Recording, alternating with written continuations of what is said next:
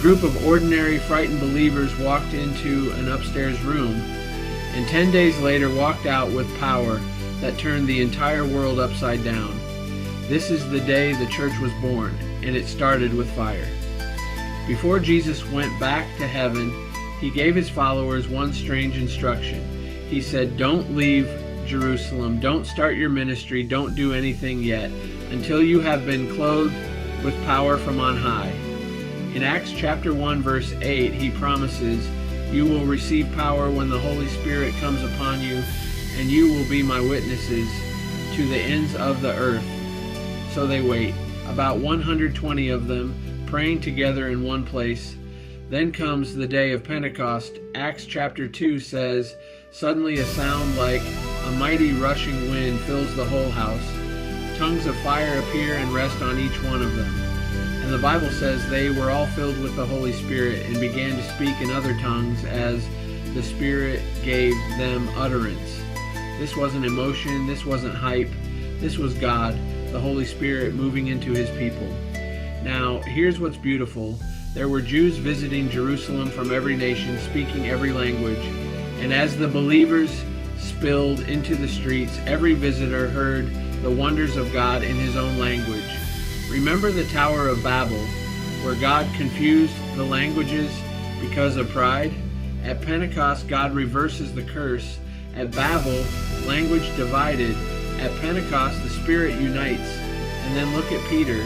This is the same man who just 50 days earlier denied he even knew Jesus 3 times to a servant girl.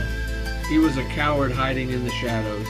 But now, filled with the Holy Spirit, Peter stands up in front of the very crowd that crucified Jesus and preaches with holy boldness. He preaches the cross. He preaches the resurrection. And the Bible says about 3,000 people were saved that day. 3,000. What made the difference?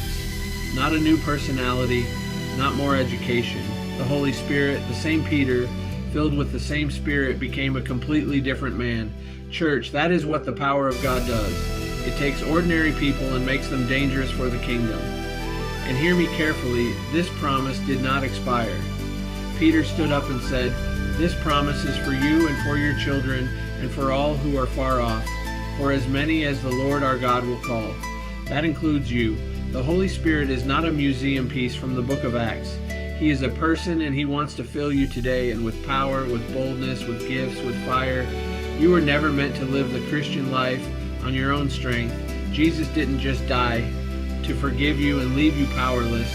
He rose, he ascended, and he poured out his Spirit so that you could live full, Spirit-filled, Spirit-led, and Spirit-empowered.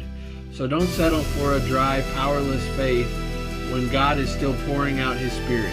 The same fire that fell in that upper room is still available. All you have to do is ask and receive. If you are hungry for more of the Holy Spirit in your life today, comment "more fire" down below as a prayer to God. And follow Bible Blueprint Studios, because the story of the church that began at Pentecost is still being written through you. God bless you. Receive the fire. Thanks for watching today's video, and please like, follow, and subscribe as we keep building a clearer understanding of God's Word, one Bible story at a time.